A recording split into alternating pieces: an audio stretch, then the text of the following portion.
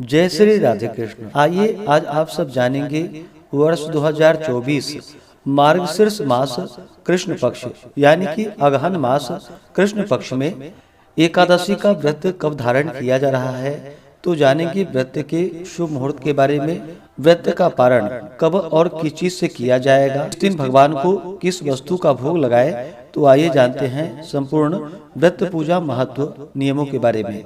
आप सभी भक्तों को उत्पन्ना एकादशी व्रत की ढेर सारी शुभकामनाएं। आप सभी के जीवन में लक्ष्मी नारायण की कृपा से आप सभी को सभी प्रकार के सुख और समृद्धि की प्राप्ति हो। मार्गशीर्ष मास कृष्ण पक्ष में पड़ने वाली एकादशी को इसे उत्पन्ना एकादशी के नाम से जाना जाता है। जो भी भक्त सच्ची श्रद्धा के साथ, नियम और निष्ठा के साथ उत्पन्ना एकादशी का व्रत धारण करते हैं, इस दिन भगवान विष्णु, माता लक्ष्मी, भगवान विष्णु के श्री कृष्ण स्वरूप की पूजा करते हैं तथा एकादशी माता का पूजन करते हैं, तो उनके सभी प्रकार के पाप और ताप नष्ट हो जाते हैं तथा सभी प्रकार के सुख समृद्धि की प्राप्ति होती है और अंत में भगवान के धाम की प्राप्ति होती है। एकादशी व्रत की शुरुआत जो कि इसी दिन से मानी गई है। मार्गशीर्ष कृष्ण पक्ष की एकादशी तिथि के दिन ही भगवान विष्णु के शरीर से एक दिव्य देवी प्रकट हुई थी और भगवान विष्णु की उन्होंने रक्षा की थी, जिनका के नाम उत्पन्ना पड़ा और वही उत्पन्ना के नाम से इस एकादशी का नाम जो कि उत्पन्ना एकादशी पड़ा। उत्पन्ना एकादशी के दिन जो कि आप चाहें तो नए व्रत की भी शुरुआत कर सकते हैं। एकादशी का व्रत प्रत्येक माह के कृष्ण पक्ष और शुक्ल पक्ष की एकादशी तिथि के दिन धारण किया जाता है। यह व्रत जो कि पुण्यप्रद माना गया है। जो भक्तजन नियम के अनुसार दोनों एकादशियों का व्रत धारण करते हैं, यानी कि कृष्ण पक्ष और शुक्ल पक्ष की दोनों एकादशी का व्रत धारण करते हैं, उनको जो पुण्य फल मिलता है वह शुद्ध तीर्थ में स्नान कर भगवान का दर्शन करने का पुण्य फल उसके 16वें अंश के समान भी नहीं होता।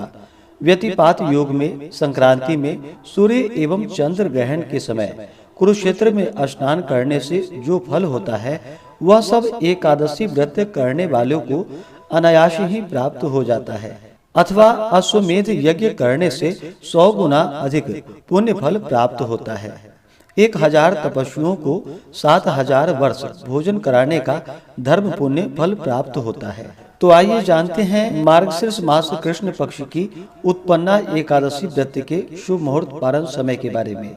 एकादशी तिथि प्रारंभ समय जो कि 25 नवंबर 2024 दिन सोमवार रात्रि 1:04 और एकादशी तिथि की जो समाप्ति है वह 26 नवंबर 2024 दिन मंगलवार रात्रि 4:35 यानी कि 27 नवंबर की तड़के सुबह 4:35 पे एकादशी तिथि की समाप्ति है। यानी कि 27 नवंबर सूर्योदय से बहुत पहले ही एकादशी तिथि समाप्त हो रहा है। तो ऐसे में सभी भक्तजन 26 नवंबर 2024 दिन मंगलवार को एकादशी का व्रत धारण करेंगे। वैष्णवों को द्वादशी युक्त एकादशी व्रत करने के लिए कहा गया है, लेकिन द्वादशी तिथि की जो समाप्ति है वह 28 नवंबर को सुबह 6:25 पे द्वादशी तिथि की समाप्ति है। ऐसे में जो कि पारण के लिए पूर्ण रूप से समय प्राप्त नहीं हो पाएगा, तो ऐसे में 26 नवंबर को जो कि दिन और रात्रि एकादशी तिथि होगी, तो 26 नवंबर को ही सभी भक्तजन व्रत को धारण करें। एकादशी व्रत पारण के लिए बतलाया गया है कि पारण हरिवासर समाप्त होने के बाद करना चाहिए। हरिवासर का समय द्वादशी तिथि का पहला चौथाई हिस्सा हरिवासर का होता है। तो 27 नवंबर की सुबह 10:30 बजे तक जो कि हरिवासर का समय रहेगा, तो पारण के लिए जो समय है वह समय 27 नवंबर 2024 बुधवार के दिन व्रत का पारण दोपहर 1:15 से दोपहर 3:20 तक व्रत का पारण किया जाएगा। उत्पन्ना एकादशी व्रत का पारण जो कि गौमूत्रेण पारणम, गौमूत्र से व्रत का पारण है, यह संभव ना हो तो आप जल, फल या तुलसी दल से व्रत का पारण करें। एकादशी तिथि के दिन सूर्योदय का जो समय है वह समय सुबह 6:24 और सूर्यास्त शाम 5:08 होगा। एकादशी के दिन ब्रह्म मुहूर्त का समय सुबह 5:05 से सुबह 5:59 तक होगा। 26 नवंबर को राहु काल का जो समय होगा वह समय दोपहर 2:26 से दोपहर 3:46 तक और 27 नवंबर को राहु काल का समय सुबह 11:45 से दोपहर 1:06 तक होगा। राहु काल समय के दौरान कोई भी शुभ कार्य या नया कार्य नहीं करना चाहिए, इस बात का ध्यान रखें। नक्षत्र जो कि हस्त नक्षत्र अगले दिन सुबह 4:35 तक होगा, उसके बाद चित्रा नक्षत्र होगा।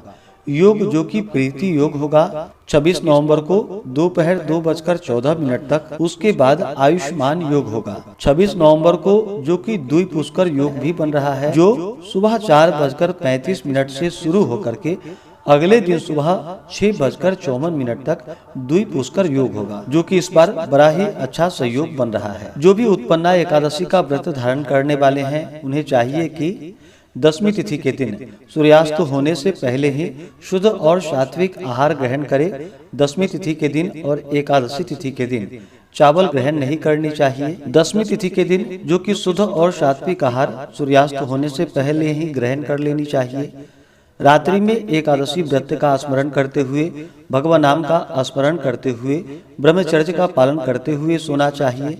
एकादशी की सुबह ब्रह्म मुहूर्त में उठ करके नित्य क्रियाओं से निवृत्त हो करके इस दिन मृतिका स्नान करनी चाहिए, अर्थात मिट्टी का चंदन लगा करके स्नान करना चाहिए। इस दिन जहाँ तक बन सके नदी, तालाब, कुएं पर स्नान करे। यह संभव ना हो तो घर के नहाने के पानी में थोड़ा सा गंगाजल मिला करके स्नान करना चाहिए। शुद्ध वस्त्र धारण करना चाहिए। भगवान सूर्य देव को अर्घ्य प्रदान करनी चाहिए।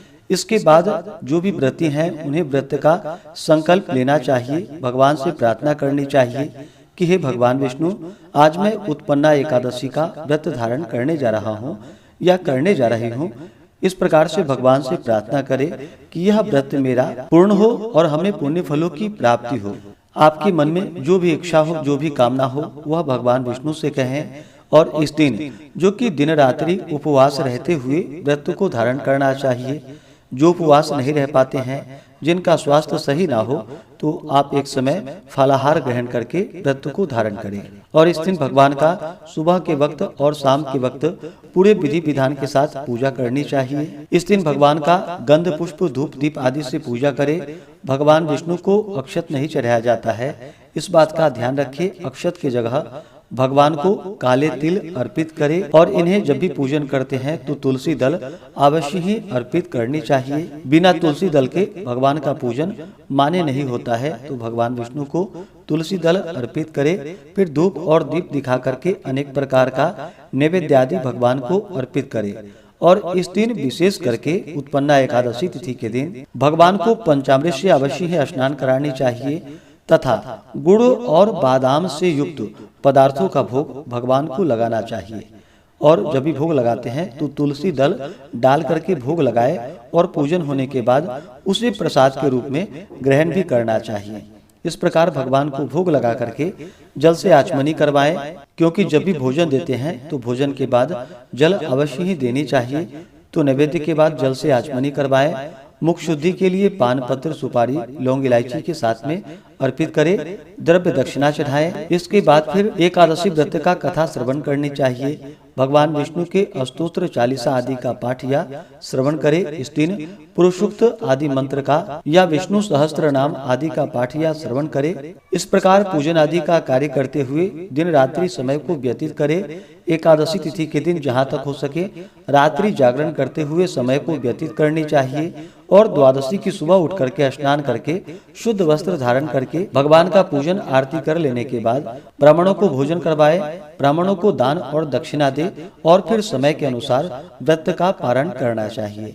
इस प्रकार व्रत को धारण करने से भगवान विष्णु अपने भक्तों के सभी प्रकार के पापों को नष्ट कर देते हैं। जब व्यक्ति के पाप और ताप नष्ट होते हैं तभी उनके पुण्यों का उदय हो पाता है। उसके बाद ही सांसारिक सुखों की प्राप्ति होती है और अंत में भगवत धाम की प्राप्ति होती है।